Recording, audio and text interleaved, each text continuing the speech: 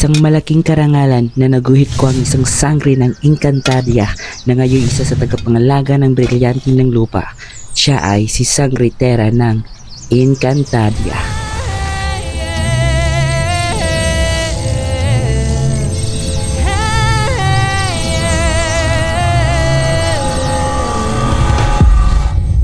Aking hanapin ang taong gumawa ng obra ng aking tagapangalaga na si Sangre Terra. Binigyan ko umali para magkaroon ako ng komisyon at para din makapag-ipon upang ma-help ko ang aking song at ang mga tao para dapat ko din tulungan.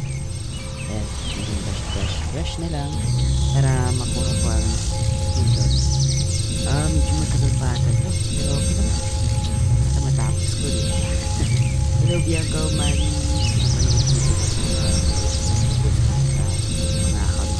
Sobrang saya ko siguro pag nakita to ni Bianca Umali. Mapansin niya, di po ba?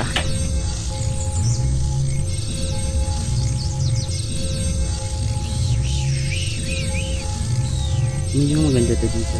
At puting brush. Yan. Malapit na matapos. Sa my hair na lang siguro konti na lang. Yan lang. Ating brush. Parang meron ako naririnig na something. Yan na lang yan. Baka ibon lang siguro or hayop. Konting-konti na lang talaga. Hala, bakit ito nagugulo? Anong nangyayari? Bakit parang may umahatak sa kamay ko? Anong meron? At anong nangyayari? Brilyante?